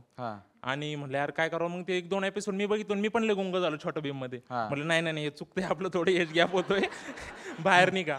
संध्याकाळ झालेली आणि मग मी काय केलं की आजूबाजूला कोणत्या ठिकाणी फिरण्यासारखे बघावं म्हणलं. बघितलं. मग मी त्या दादांकडून त्यांच्या ते जे होते त्याच्यावर गाडी घेतली आणि मग मी निघालो स्कूटीवर. जवळजवळ 5च्या दरम्यान तिथे एक भार्गव परशुरामचं मंदिर आहे, मी ते पाहिलं. तिथून पुढे नाही हे चिपळूण जवळ रत्नागिरीमध्ये. तेच की लांजा गाव आहे. हा मला एवढं माहित नाही ते, म्हणजे गावाचं नाव नाही एवढं माहिती, पण चिपळूण जवळ होतं. तर मग मी बघितलं, थोडा अंधार व्हायला लागला. म्हणलं यार एक जुनं मंदिर आहे बाहेरून, आता आपण तिथे जाऊन बघून दर्शन घेऊन येऊ. आणि थोडासा पाऊस चालू झालेला. मग मी थांबलेलो. मला फोन आला त्या दादांचा की दादा अंधार होतोय म्हणे, तुम्ही लवकर या, तुमच्या म्हणजे बोलते मला तुमचे मित्र जे आहेत म्हणजे तो बोलन. म्हणलं नाही येतो म्हणलं काय त्याचं. मग थोडं पुढं थांबलो. पुन्हा त्यांचा फोन आला की म्हणे एक काम करा, काही जरी झालं ना रस्त्याच्या बाजूला थांबू नका, कोणी आवाज दिला तरी थांबू नका. मी म्हणलं ठीक आहे, पण जर मला इमर्जन्सी कॉल आला तर मग काय करायचं, म्हणजे नेचर्स कॉल. रस्त्याच्या मध्ये करा म्हणे, पण थांबू नका, नाहीतर कंट्रोल करा म्हणे. मला थोडंसं झालं गडबड, म्हणे काय नसते आपण जाऊ म्हणलं. आणि दर्शनाला गेलो आणि त्या मंदिराच्या जवळजवळ 700-800 मीटर खूप पाणी साचलं होतं. म्हणलं स्कूटी आधीच वाजत होती खूप ती. म्हणलं काही प्रॉब्लेम नाही, आपण बाजून गाडी बाजूला लावली आणि चलत गेलो. आणि मी त्या मंदिरात गेलो आणि अंधार झाला होता भरपूर, जवळजवळ 8:30-9 वाजून गेले होते. आणि गाडीत डिक्कीत मोबाईल ठेवलेला मी, आणि डिक्कीत मोबाईल ठेवला. डिक्कीत मोबाईल ठेवलेला आणि मंदिरात एकच दादा होता, तो पण निघायला लागला. म्हणलं यार सगळं चाललंय, त्याला आपण यासोबत. मी त्याच्यासोबत निघलो. म्हणलं दादा माझी गाडी अशीच लावली, इथं पाणी साचलंय. त्याला हे काय म्हणे वस्तीच्या पलीकडून एक रस्ता आहे, मी तुला दाखवतो, तू जा म्हणे तिथून.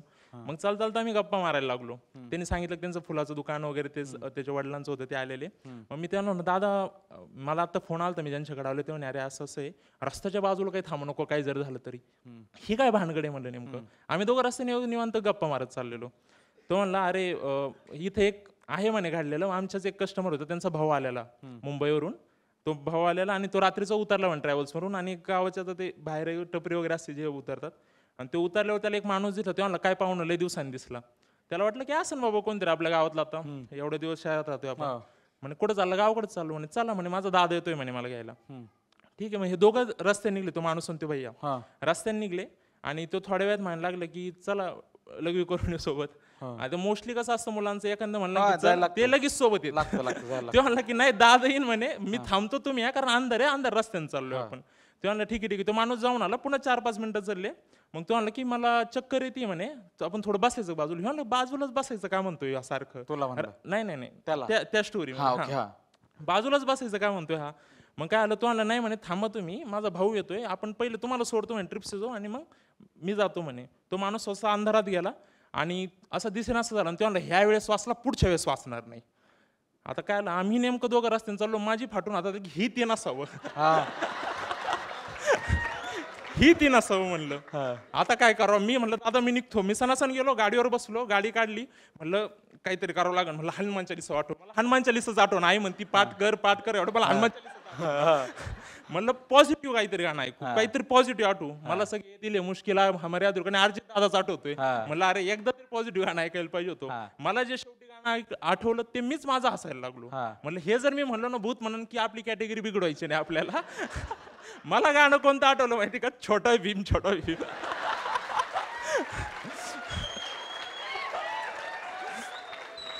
आणि पुढं असं झालं की मी हसायला लागलो जोरजोरात. आणि समोर अंधारात 2 जण गाडीवर चालले होते. त्यांना वाटलं की काहीतरी मागून आलं, ते अजून पाहायला लागले.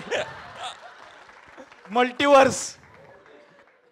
तर थोडक्यात सगळं असं घडलं होतं. ही एक माझी छोटीशी स्टोरी. जमतंय का स्टोरी टेलिंग? थँक्यू. केलं पाहिजे गाड्या, केलं पाहिजे. कंटिन्यू. भारी. खूप खूप धन्यवाद तुझ्या स्टेजवर बोलवत. Thank you so much. Thank you. Best luck. Thank you. देऊ शकतोस खाली तिथे. भारी सांगतोय की राव. सस्पेन्स कसला खतरनाक ठेवला त्यानं. मी तर 3-4 पॉसिबिलिटीज बघितल्या की जो हारवाला होता तोच भूतवाला आहे. नंतर मला असं वाटलं की कोणतरी ह्याला म्हणणार की आपण जाऊन येऊ.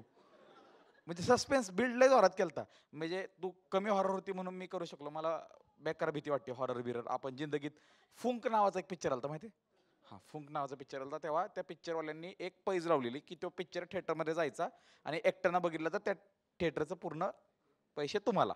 आणि आम्ही कोरेगावच्या एका डॉक्टर्सला गेलतो, मेन मित्र, एकटं नव्हताच पण दोघं गेलतो. पहिल्या 10 मिनिटात मी बाहेर आलो, तो पूर्ण पिक्चर बसला. म्हणजे काय काय असतात ना कॅटेगरी माहिती की हॉरर पिक्चरच आवडतंय, त्याला दुसरं काहीच आवडत नाही, कारण त्याच्या हॉरर पिक्चरपेक्षा त्याची लाईफ हॉरर असते, त्याला ते काही वाटतच नसतंय. असतंय का नाही एखादं. मला ही कॅटेगरी हॉरर कसं आवडू शकतो माणसाला, ही जॉनर्स वेगळं आहे, मधनं येऊन बुवा करतंय, अरे तिथं सू होईल. आता तो सांगताना पण मी स्वतःला आधी बिल्ड केलं की सौर्या स्टेजवर आहेस, ती बाजू बाहेर नाही पडली पाहिजे. मला लय बेकार भीती वाटते. हा अजून अशा अशा कॅटेगरीचं कोण अजून. हा हा हा हे ना शिवाजी महाराजांचे जवळपास 400 ते 500 पुस्तकं वाचलेले आहेत. वा. आणि त्याच्यावरच तो जो काय भाषण जे करायचं ना ते सगळे शिवाजी महाराजांवरचे होते मोस्टली. आणि तुझं प्लॉटिंग, तुझं स्टेलिंग गुंतवून ठेवणं खूप भारी आहे. तू कर, हे कंटिन्यू कर. आता काय करतोस तू. हा मास्टर कशामध्ये झाले. सोशलॉजी. अरे लोक तू किती भारी विषय शिकलाय आणि तू कर ना एक्सप्लोर ह्या गोष्टी.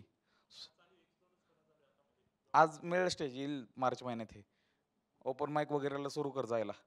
ठीक आहे. आणि कधी दिसलं नाव तुझं. शिवम कानडे कारले. ओके. शिवम कधी दिसला कुठं परफॉर्मन्स वगैरे असेल तर जातो मी त्याच्या नक्की शोला. आणि कर बाबा, नक्की कर. येस. एकदा कोकणाच्या ट्रिपचं सांगतो, अशा तू बऱ्याच ट्रिपा केल्या असतील, बऱ्याच वेळा यांनी खायला नेला असेल तो 100%. येस. हा कुणी हातवर केलं तरी मग तिथं. हा हा येते येते.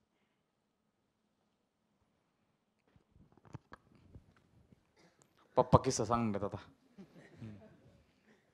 तुम्ही सारखंच 90 90 90 सांगताय, 80चं पण काहीतरी घ्यायला पाहिजे होतं. हा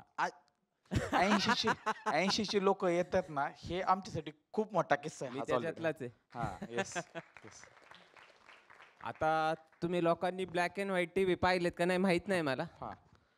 फार कमी लोकांनी पाहिले असतील, काहींनी शटरचे पाहिले असतील. हो. तर शटरच्या टीव्ही सोबत त्यावेळेस अँटिना असायचा, जो की बिल्डिंगवर, कावलाच्या घरांवर, पत्र्याच्या चाळीत. येस. ॲल्युमिनियमचा. येस. तर नॉर्मली आमच्या घराशेजारी एक बिराड होतं, सोलापुरी. त्यांच्या घरात त्यांचा मुलगा एकटाच की जो 2 बहिणींनंतर होता आणि त्याला घरातली सगळी कामं करायला लागायची. घरात आई टेलर, वडील दुकानात कामाला. आणि घरात टीव्ही खराब झाला की गाण्याचं काम तेवढं अँटिना जाऊन रिपेअर करायचं वरती, दिशा द्यायची, आला का बघ म्हणायचं. आम्ही असं चौकात 2 जण उभं होतो आणि मला जाणवलं की गाण्या वरती आहे. गाण्याला म्हणलं आता गाण्याला आवाज कसा द्यायचा. शेजारच्याला म्हणलं जरा गाण्याला आवाज दे बरं. तो म्हणला अरे नाही कोण नाही दिसत. मग त्याला म्हणलं देतो तू आवाज. गाण्याला आवाज दिला, ए गाण्या असं हातबीत करून गाण्याला जाणवलं आपल्याला कोणतरी वरतून हात देते, म्हणजे सॉरी खालनं. जसा गाण्याने बघितला, गाण्या जोराने हसला. मग ते शेजारच्या लागलं, हा गाण्या वर आहे बर का, गाण्या वर आहे बर का. अंधाऱ्या रात्री तो गाण्या कोणाला दिसलाच नाही, फक्त दात दिसले. तेव्हा वर जाऊन अँटिना रिपेअर करतोय. गाण्या एवढा जोक डार्क होता हा.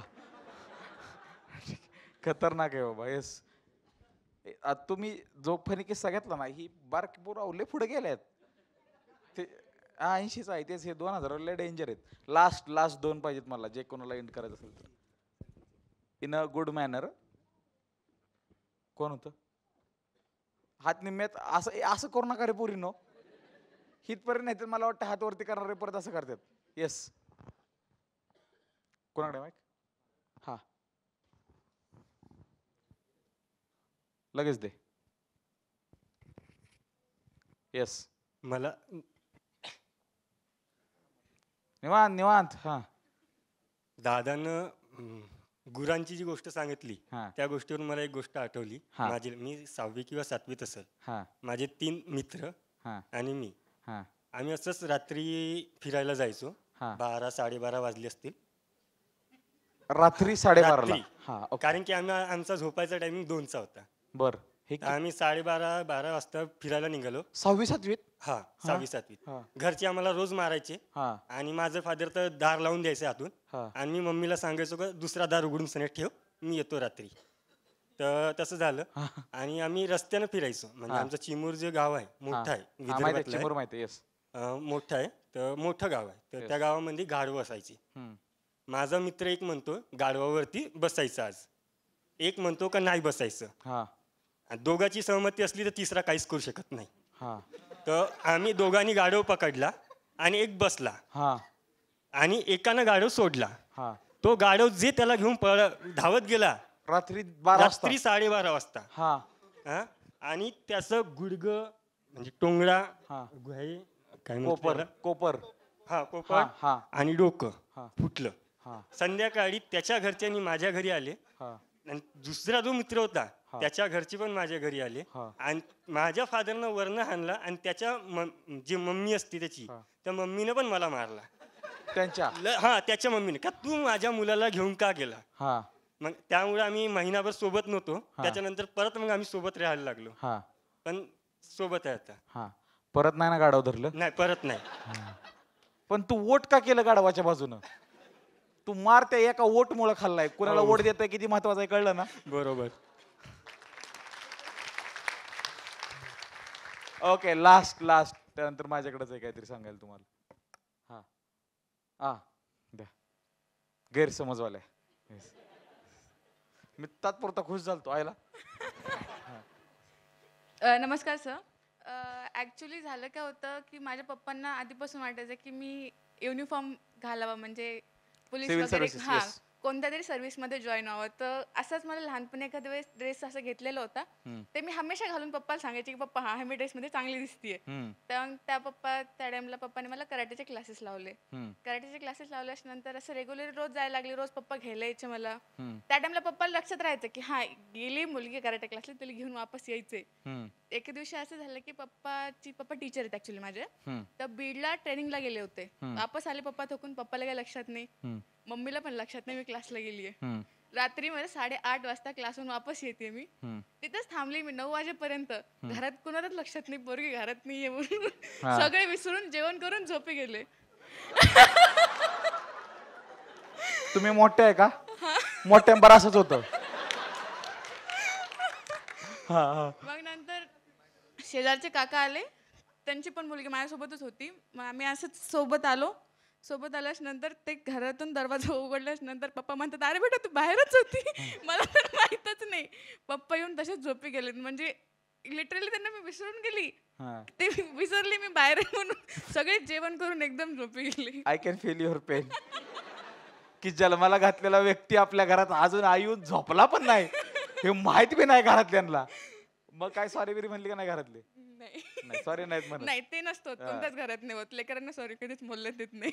बरोबर, मस्त. तुम्ही हसता खूप भारी, धन्यवाद. खरंच काय लोक हसतात लय भारी माहिती का? येस, चलो अजून एक चान्स कोणाला तर. हा द्या. तिथं कोण आहे? कॉलेजमध्ये असताना मस्तीमध्ये मुलीच्या हाताला ब्लेड मारलं होतं.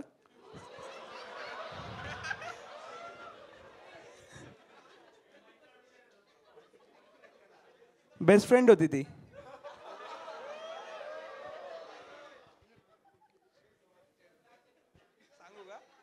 असंच मस्तीमध्ये तिने ब्लेड आणलं होतं. ती मला म्हटली तुझ्या हातावर मारून घे. मी मारलं, माझ्या हातावर लागलं नाही. तिला म्हटलं दारच नाही. ती म्हटली माझ्या हातावर मारलं. ओके, फाटलं.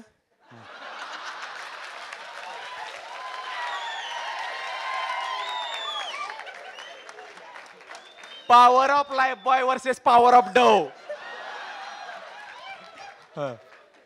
मग ते आम्ही जाऊन समोरच कॉलेजच्या मेडिकल म्हटलं कुणाला सांगायला नको. ती पण म्हटली, तिची पण चूक होती ना. ती म्हटली आपण गपचूप जाऊ मेडिकल मध्ये, हाताला बँडेज लावून मी जाते घरी. ठीक आहे, आम्ही गेलो खाली पार्किंग मध्ये. पिऊन बसले होते. पिऊन काका शिपाई त्यांनी बघितलं हातातनं रक्त येते. आम्ही गेलो मेडिकलला, हाताला बँडेज त्यांनी लावून आलो. आणि पिऊन काकांनी जाऊन HOD ला सांगितलं होतं. आणि आम्ही कॉलेजमध्ये याच्यावर टार्गेटवर काय झालं की नाव आमचंच, आकाशने असं केलंय. मग मला HODनी तेव्हा 12वीचे फॉर्म भरत होते सगळे, 12वीचे मुलं, आम्ही 11वीला होतो. तर मॅडम म्हटल्या की 12वीचे फॉर्म आपण उद्या भरू, पहिला ह्याची पोलीस कंप्लेंट करायची. आणि ती मुलगी म्हटली नाही, मला पोलीस कंप्लेंट नाही करायची, चूक माझी आहे, दोघांची चूक आहे. पण त्या दिवशीपासून ती मुलगी माझ्याशी काय बोलली नाही, मी तिच्याशी बोलायला गेलो नाही. त्यानंतर आमचा कॉन्टॅक्टच नाही. तुमचं लग्न झालंय ना? माझं झालंय, तिचं नाही. तिला आता ब्लेड आणि पुरुषाच्या पासून लांब राहायची सवय लागली असेल. काय खेळ खेळले त्यांनी, माझ्या हातावर मारून बघ म्हणली. डेंजर आहे. Thank you thank you. मागचं जवळजवळ पावणे 3 तास आपण बोलत होतो. ह्या स्पेशलची मज्जा हीच आहे. मी जेव्हा शो घेऊन येतो तेव्हा मला माहित असतं मी 3 तास हसवणार आहे, 90% हसवणार आहे, 10% विचार करायला लावणार आहे. मला माहित असतं स्टोरी काय आहे. पण जेव्हा ऑडियन्स येतं ते सगळं तुमच्या भरोश्यावर असतं. ऑडियन्स कसं येईल हे त्याच्यावर असतं. सकाळी जे ऑडियन्स होते 90% भाऊ तुम्ही बघावं एपिसोड आल्यावर. एकाची स्टोरी ऐकून दुसरा कॉम्यात, दुसऱ्याची ऐकून तिसरा कॉम्यात. ॲटलिस्ट आपल्याला बरीच लोक सापडली आज, बरोबर आहे, की एकाच्या आईनं दुसऱ्या शाळेत घातलं, बरोबर आहे, एकानं म्हशीची शेपटी मारली, एकानं ब्लेड मारलंय, एकानं टावेल बांधलाय, एकानं कवलं काढल्यात, बरोबर आहे. पण दुसऱ्या पण बाजू आहेत की बाबा बापाला मिठी मारले, एकानं सांगितलं की बाबा वडला स्वतः शिकत शिकत इथपर्यंत आलेलो आहे. सो हा कार्यक्रमच स्टोरींचा आहे आणि स्टोरीज तुमच्या आहेत. हा कार्यक्रम कुठं घेऊन जायचा, किती दिवस घेऊन जायचा हे तुमच्यावरती आहे. प्रत्येक शो वेगळा असणार आहे, कारण प्रत्येक शोला ऑडियन्स वेगळा असणार आहे. वर्षामध्ये ॲटलिस्ट 3 ऑडियन्स इंटरॅक्शन स्पेशल करायचा आमचा निर्धार आहे. 2024 एंड होते, पण हा एपिसोड मार्चमध्ये येईल म्हणून मी एक सांगतो की 2025 कडून जास्त ओझं देऊ नका, का अपेक्षा ठेवू नका. निवांत जगायचं, निवांत राहायचं. हे मी ठरवले, तुम्ही काय ठरवायचं हे तुमच्यावरती आहे, बरोबर आहे. दीदी हात वर करत होती, काय तर हा माईक, हा बोल बोल बोल बोल, हा बोलू, हा हा बोल बोल, इकडे माझ्याकडे बघ, मम्मीकडून. हा मला युनिफॉर्म खूप आवडतो आणि मला फॅशनवाला बनायचं आहे आणि मला ड्रॉइंग पण खूप छान करायचं आहे. ड्रॉइंग पण करायचंय. दुसरं वाक्य काय बोलली? युनिफॉर्म आवडतो आणि मेकअप. पुकी अप्रूव्ड. मस्त. तुला मम्मी आवडतात का पप्पा आवडतात? हा ठीक आहे, पप्पा चाललेत. मम्मी का आवडते?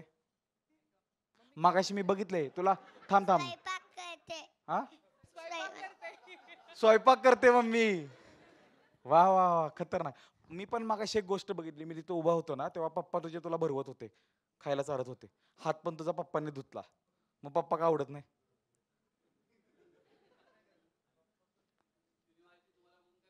हा हा हा. तुझं नाव काय बाळा? नभा. हा नभा. अय गो, कसलं भारी नाव आहे. मस्त मस्त. नभा किती वर्षाची आहे तू? 5. ओके ठीक आहे. तू स्कूल मध्ये जाते? आवडतं स्कूल? आवडतं स्कूल? नक्की? स्कूल बाबतीत काय आवडतं सगळ्यात जास्त? टीचर. वा. जी मुलं म्हणतात ना की मला स्कूल आवडतं आणि टीचर मुळे आवडतं, त्या सगळ्या शिक्षकांसाठी एकदा टाळ्या होते.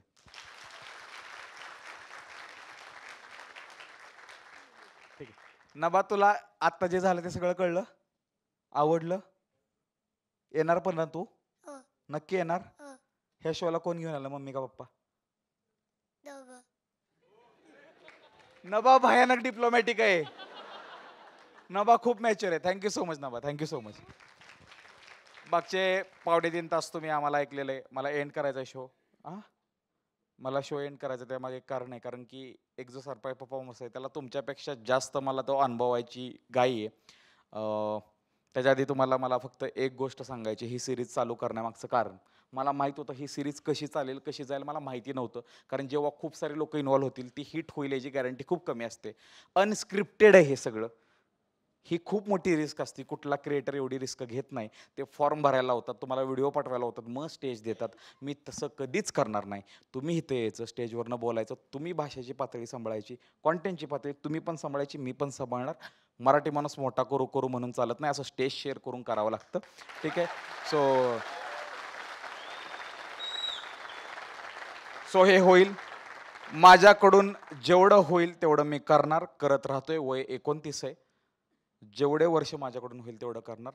आणि फॉर शुअर मी एक गोष्ट मागचे 3 वर्ष झालं बोलतोय की 2025 नंतर तुम्हाला कुणालाही सांगायला लागणार नाही कोण सौरभ भोसले. म्हणूनच पुढच्या स्पेशलचं नाव आहे कोण सौरभ भोसले. आय होप तुम्ही तुमच्या शहरामध्ये होणाऱ्या स्पेशल्सला याल आणि तुम्ही या स्पेशल्सला खूप खूप प्रेम द्याल. 16 मार्चला भेटूया. खूप खूप धन्यवाद. Thank you so much. जय हिंद, जय महाराष्ट्र, जय Shivrai. Thank you so much. Thank you so much. Thank you thank you thank you thank you. जे सगळे व्यक्त झाले, जे सगळे पुढे येऊन बोलले, त्यांचे खूप खूप आभार. तुमच्यामुळे सगळं चालू आहे. Thank you so much. थँक्यू.